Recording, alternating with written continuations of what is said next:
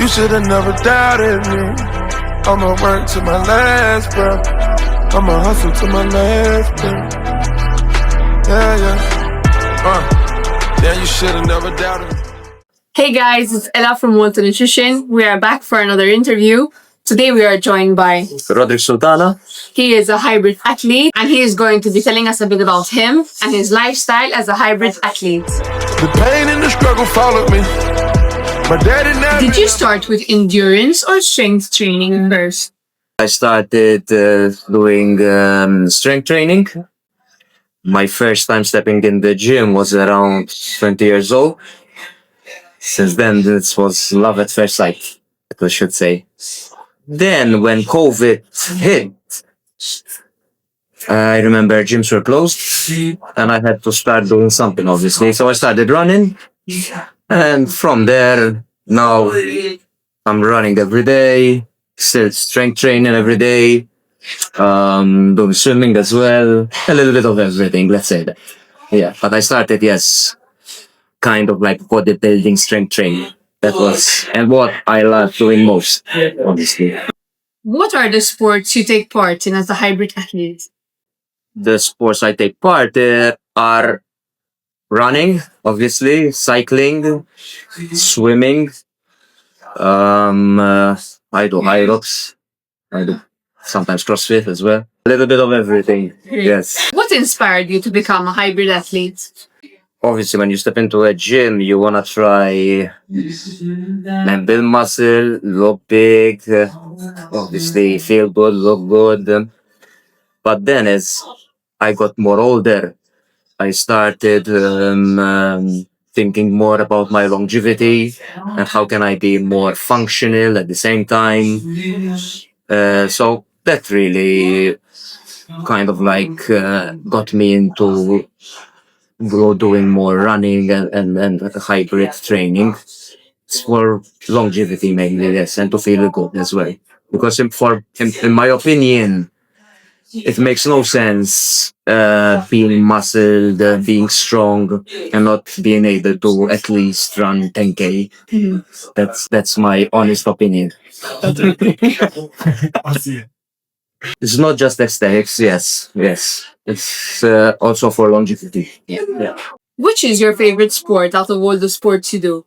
I think it will still be strength training because it was my first thing. I started doing strength training and that's what I love doing most. Then the others, the CrossFit, the running, cycling, swimming, those come after. But my first love was for the strength training. Can you walk us through a typical training week for you? Monday I would have my swim. I would have my leg day. The swim I always try and get at least 1,000 meters. We're looking at around 35 minutes, 40 minutes. With good pace. Yes, let's say that. With good pace. Then I go and do my leg day at the gym. And that would be it, Monday. Tuesday, I go to the track. I have sprint works, speed work at the track. Also, I have my strength training as well. So strength training is every day. Wednesday, generally, it's my rest day. Sometimes also I put in a swim. Thursday, strength training also. And then I got the bike, brickwork. On Thursday, meaning an hour bike and a half an hour run. Depending on the program that I'm following and obviously what race I would have coming up during the year.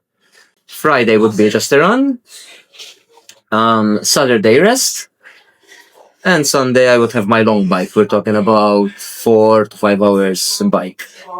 We're doing it outside, looking at around 100, 120 kilometers. Inside, probably more. Because you're inside, because outside what you got, maybe against your skills, people crossing, wind, cars stopping, stuff like that. You got roundabout, so you have to stop, so it takes you a little longer. And that would be it. It's fun. Do you follow any specific training routine or program? When it comes to strength training, no, I'll do it myself. At this point, I guess I know what I gotta do. when it comes to strength training. But for endurance, bike, run, and swimming, I got another coach that gives me a program exactly how I should do it. He tells me distance, timing, zones of what zones I have to work on. For example, let's say 1 hour run, zone 2. To be more specific, you have to have a heart rate monitor and you have to check exactly where your heart rate is. So you gotta try and work on those zones that he specifically tells you to work on. And every month it gets updated and you obviously change, it gets more intensive, again, depending on what you have coming during the year. Increases the amount of work, the time, the songs, intensity, yes. More running, that's how you improve. You improve by doing more. If you just stay doing the same every week, you're never gonna improve. So you just increase more volume, more intensity. That's how you get faster and stronger. How do you stay motivated on days you don't feel like training?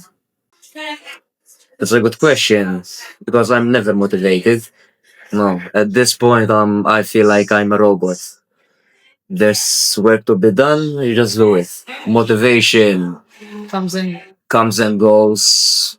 I've been training now since I was a little kid. Motivation is not there anymore. It's the discipline, the the enjoyment that you wanna train. If you have a goal, obviously you have one goal, so you have to do it. It's like going to work. I mean, but it's more enjoyable, you know? You got a goal, you know you need to put in the work. It's not about motivation, it's about the consistency and thinking about that goal that you have and that you want to achieve it. So that will keep me going. I love training. That's number one. And that's what I guess keeps me going. It's the love for what I'm doing. Most people ask me, "Oh, you feel so good after a workout." I never feel good. I always feel destroyed. Because there's a level. We go over that level. You know, there's the level where you feel good. We do more. When you're talking about a 5 hour bike ride or a indoor bike for 4 hours, you're not gonna feel good after. For sure not. How do you manage fatigue from high training volumes? By resting, by eating good food, nutrition, that's number one. So I guess it's nutrition and rest and recovery. I try to sleep minimum, it's not always possible, 7 hours a night. I do massages, ice baths not much, because recently they found out that can also decrease strength gains when you're doing ice baths.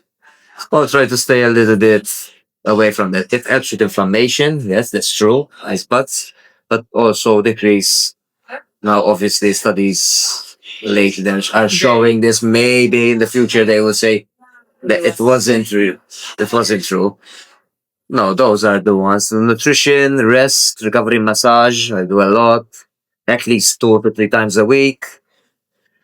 And that's in just trying to take good care of myself. What's your approach to nutrition while training as a hybrid athlete? First and foremost, clean food. That's what's gonna help you recover, help with muscle building, obviously, clean good food, meal prepping. I always need to have my meal prep. I always, when I leave my house in the morning, I always take with me 3 meals to the gym.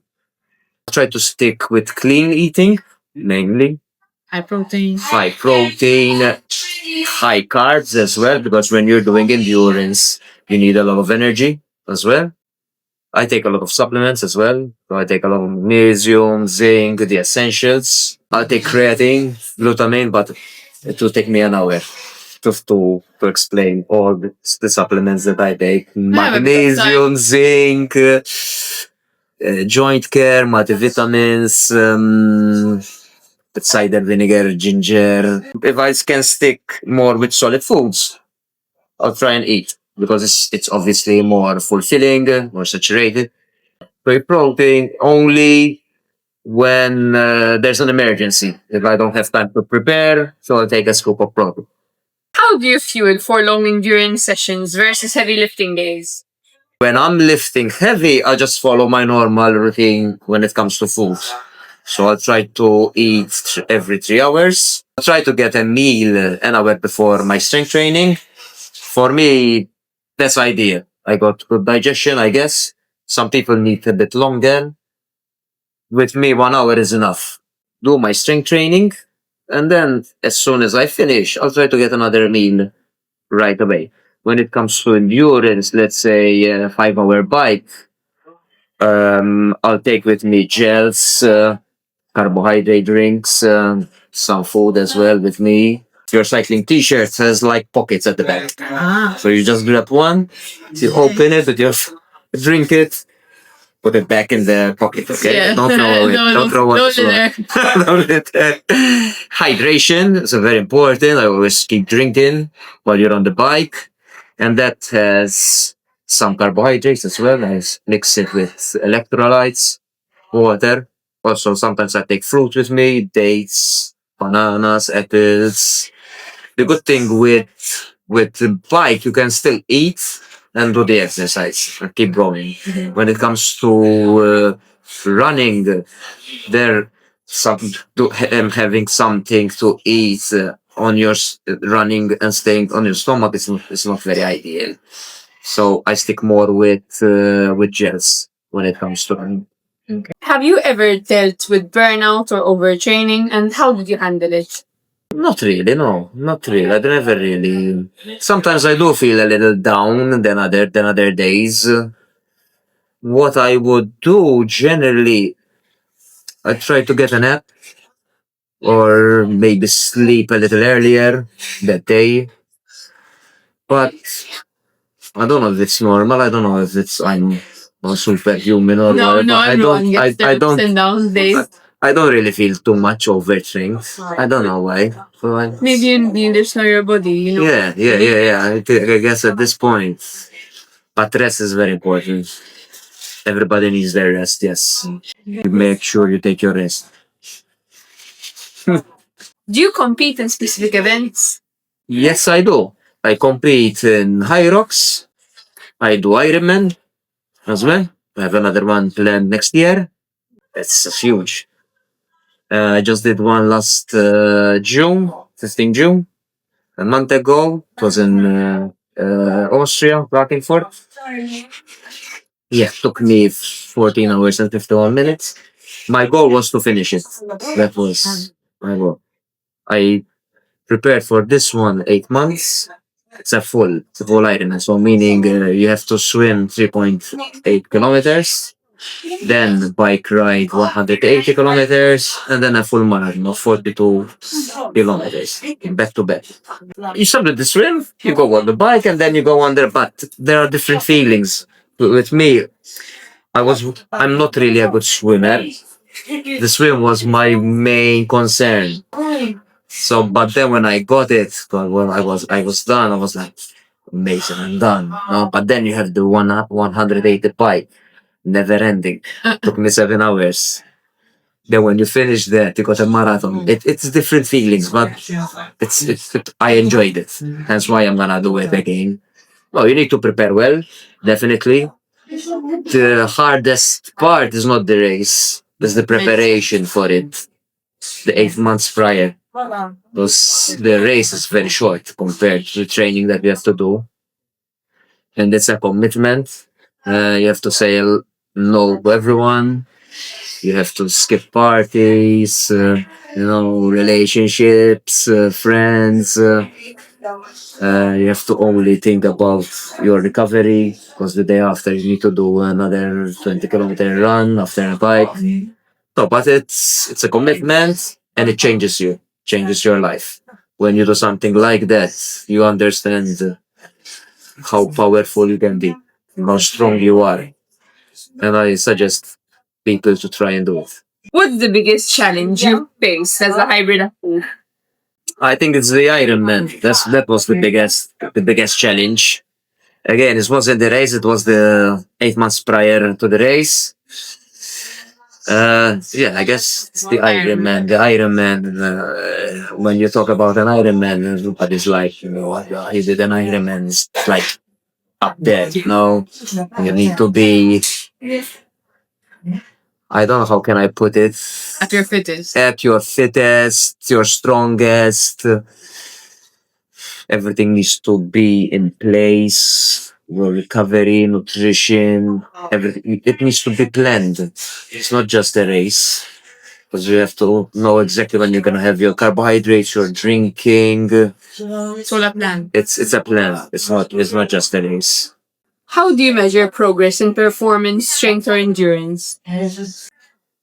I don't really bother much about that, to be honest. Because my goal when I do these kind of events are not really to be the best, not really to win these events. I just want to finish them, enjoying myself, And say I've achieved it. and say I've done it and I have achieved it. They don't really measure. As long as I'm doing them, I'm staying injury free. I'm able to do it. For me, that's all it matters. Well, what's next for you? I got a High Rocks coming next month. Then I have another full Ironman in Hamburg. I'm gonna go through a lot of pain again. We have to prepare well. The same distance as a full Ironman. That's 3.8 kilo swim, 180 bike, and a full marathon, all after each other. That's gonna happen in Hamburg, 7th June. Already registered for it. Looking forward to dying. I'm gonna look forward for it. Yeah, you have to enjoy it. You have to enjoy it while you're doing it. If you're going there thinking, oh my god, I'm gonna be in so much pain, oh my god, you have to go and enjoy. Always enjoy what you're doing. That's number one. Have fun. Always. And to conclude, what advice would you give to someone new to hybrid training? Give yourself a chance. Give yourself time. Because if you're someone like me that started strength training and then went into running hybrid training, your body needs to adapt first and foremost. You're gonna feel a little destroyed, probably a bit overtrained, and until you adapt for it, it will take a little time. So give yourself a time, some time, chance, and you will gonna be able to do all of this, just like me. Thank you so much for joining us today. Thank you. As a small gift we have. And Thank did you. you guys for it to enjoy? So kind. All right. Thank you Very guys. good. Nice. And we'll see you guys in the next interview. This is our interview with Roderick Sultana. Thank you very much.